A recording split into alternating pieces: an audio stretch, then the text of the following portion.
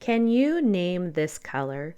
This color is a dark and moody violet. In concentration, it reads as a purple black, but when diluted out, you get this gray violet that has swirls of red, blue, and even a touch of green.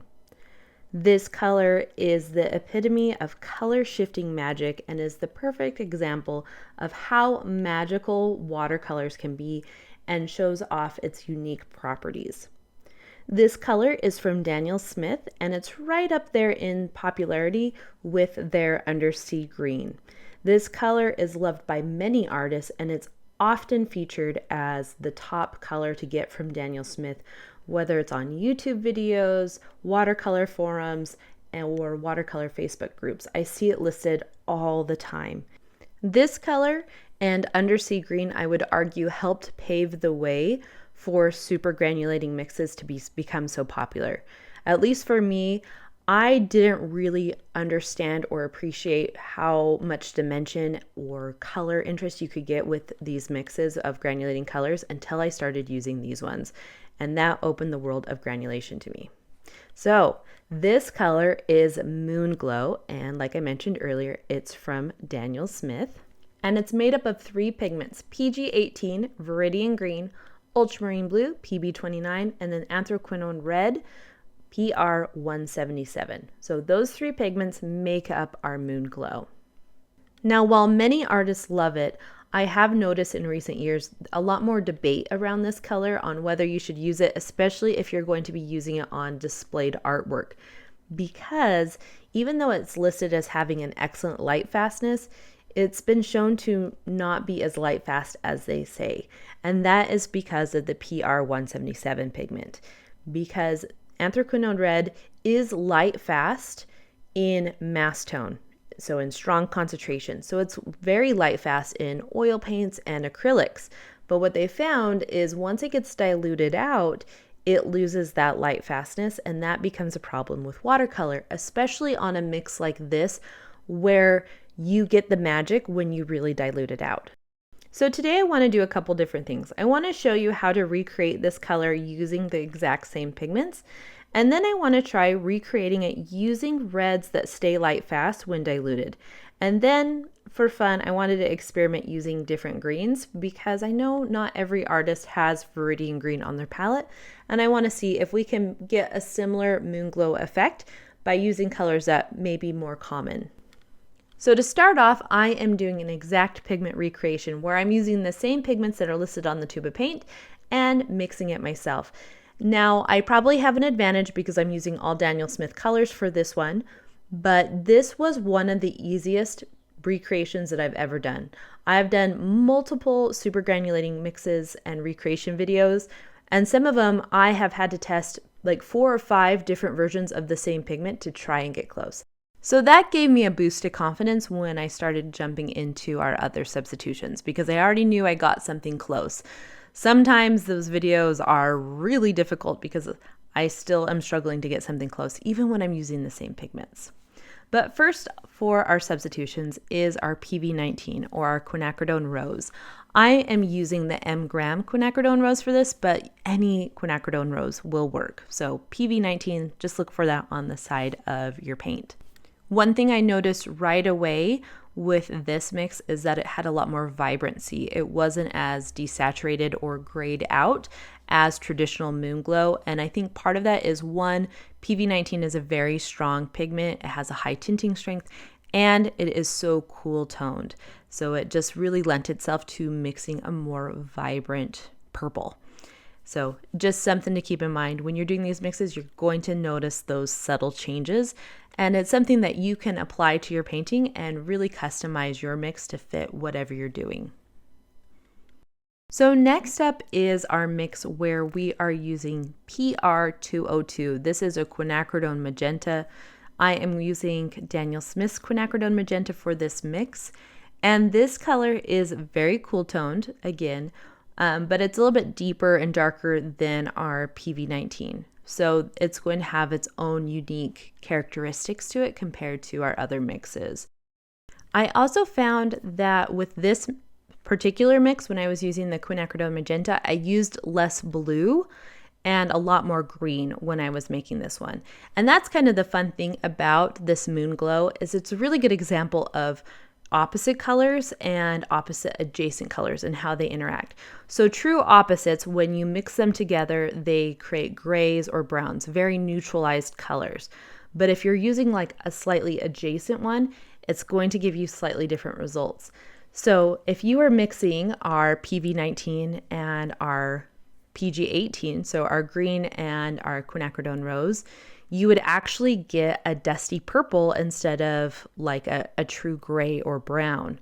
And that's because our green is so blue based, it's so close to blue on the color wheel, and that red is so cool toned and so close to blue on the color wheel. So since they are not exact opposites, you get slightly unexpected surprises, and so you get a kind of a dusty purple.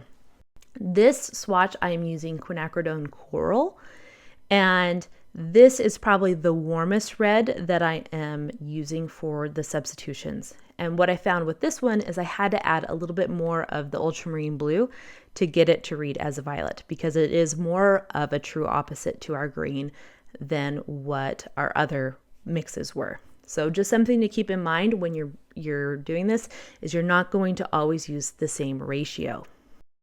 Now, what happens if you don't have Viridian green and you want to try and make some kind of version of Moonglow? Well, I'm going to test out two granulating greens, a cobalt green, PG26, and a chromium oxide green, PG17, and see if we can get something similar. Now, we'll probably have to tweak with our ratios again, just like we did with the reds, to get something similar. And initially, I'm going to be using the Anthraquinoid red. I only want to change one variable in these swatches so that we can better judge the results. Now, you might be wondering why I'm not testing out a phthalo green, because visually phthalo green and Viridian green are very similar, and oftentimes cheap Viridian greens are actually just a phthalo color. The problem is phthalo isn't granulating, and so you're going to get a very different result because we really need that granulation in this mix. So that's why I'm choosing to not use phthalo green for these substitutions.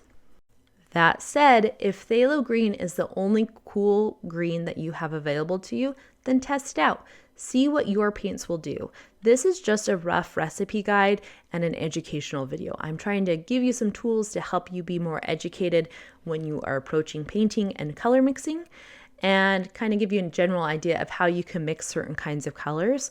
But this isn't an exact science. If you want to swap out your green, test it out, see what happens. You might get a slightly different granulating pattern. Your end result might be slightly different, but that's part of the fun of painting, is experimenting and seeing what happens, especially with watercolor, because your results can be so unexpected and surprising. And that's why I have so much fun just swatching my watercolors, because I get new lessons that I'm learning and I can see how my paints are behaving, and it's not always how I expect it to behave. So our initial green substitution was our cobalt green deep, which is a very, very granulating green. So I think that green granulation is going to be a lot more prominent in that mix than our other mixes, even with our Viridian, because Viridian isn't even nearly as granulating as that cobalt green. So it'll be interesting to see how that one plays out. This green, on the other hand, is slightly warmer than the other two. It leans a lot more yellow on the color wheel than blue. So I think it's going to neutralize a little bit more, but we'll see what it looks like once it's dry, because colors can shift quite a bit and look very different once they're dried. Because I didn't get enough swatching in, I decided to do two swatches where I am swapping out two pigments.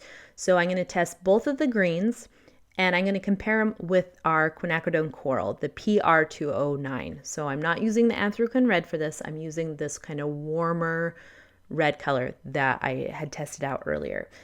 And I wanted to see what would happen with these mixes and just kind of see how they would behave, because each paint mix is going to be slightly different. Now, if I was to go back and do this again, I'd probably test out that PG17 pigment with a slightly cooler red, because that green is so warm. And I think that would probably get me a little bit closer to Moonglow. But that's the fun of this, is just seeing what different combinations do and how they behave. Our PG29 versus with our quinacridone coral was a lot cooler in undertone because that green is closer to blue than the other one, but it's also deeper in value and more granulating. And so this one is giving us a very different appearance than what we've seen beforehand. So now that we have finished our swatches, I kind of called it and said, no more swatching. I need to get this going. Let's start comparing. So here is our exact substitution side by side, and they look super similar. You can see very similar undertones, granulation pattern, all of that. You can see where I've dipped in the color. You can see the swirls of green and the red and the blue where they've kind of separated out, which is that signature Moonglow appearance. So now let's talk about the PV19 substitution. And you can see this one is slightly more vibrant. It has a little bit more of a true purple to it, and it doesn't have as much of a gray undertone as true Moonglow.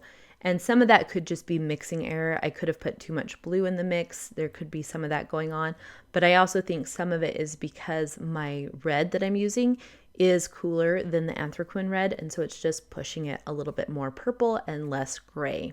When we look at the PR202, that quinacridone magenta, it becomes even more apparent because this is even cooler than the quinacridone rose. It's closer to blue on the color wheel, and this one is even more of a dark midnight purple. Has less of that gray undertone to it, but still really beautiful. And while I would say this isn't an exact substitution for Moonglow, it is a mixed combination that I will be using in my own paintings because I liked it so much. And that's part of the joy of doing all these color mixings and swatches, is that you can learn those things. So next up is our quinacridone coral substitution. And this one I would say actually got me the closest to a true Moonglow color with all of the different characteristics. Now my mix, especially that gradient wash on the left, is a little too dark and it's a little too blue. But if you look at the individual swatches and the dots on the side, I got quite close to a very Moonglow-like effect. So this was my favorite substitution that I tested out in terms of trying to get as close to a true Moonglow effect as possible. So now this swatch is one using our green substitution. So I kept the Anthraquinoid red, but I substituted out the Viridian green. And you can see just how prominent this cobalt green is in its granulation and how it gives you a very different kind of effect. So you still kind of get that swirl of blues and reds and greens, but it kind of just inverts it a little bit more and makes that green stand out. I actually really like this one. Some don't like it. My husband thought it looked a little bit moldy, but you know, everyone has their own preferences. This one was quite a good substitution as well. This one I would say was a more accurate substitution in trying to get that Moonglow effect, but not using Viridian green. I ended up just using a little bit more blue in this mix to counteract the warmness of the green, but a very, very similar look to our true Moonglow. So now let's look at the swatches where I swapped out two pigments. This first one, I'm using the cobalt green instead of Viridian, and I'm using the quinacridone coral. The quinacridone coral is more of a staining color and it's non-granulating. And so what happened is that green was so granulating and the blue was so granulating that they kind of separated out and clumped together and sank to the bottom of the paper. And then the red kind of floated on top and it became a lot more prominent than what we saw in our other mixes. So it's a beautiful mix, but it is a lot more red forward than the other one. So this one is an example of where the colors are placed on the color wheel and how warm and cool they are will affect your end results, because this green, this chromium oxide green, is a lot warmer than our Viridian green or our cobalt green deep. And our red is a lot more warm as well. And so those two colors mixed together, they didn't create a violet, they neutralized each other out and created a brown undertone. So that is why this mix is the most brown out of all of our other ones. It'd be interesting to see what would happen if I use the chromium oxide green with, say, our quinacridone rose, which is a lot cooler, and see how those two interacted in recreating Moonglow. So just something to keep in mind when you are mixing these. Anyways, I hope this video helped you out in understanding Moonglow, how to recreate it on your own, and how to make a more light fast version and any substitutions that would work. And I hope to see you guys around on my channel. I have a whole playlist of substitutions where I am remixing colors using paints I already have because I'm trying not to buy anymore. And I have a whole bunch of other videos up on my channel. I hope to see you guys around, and I hope you have a great day. Bye!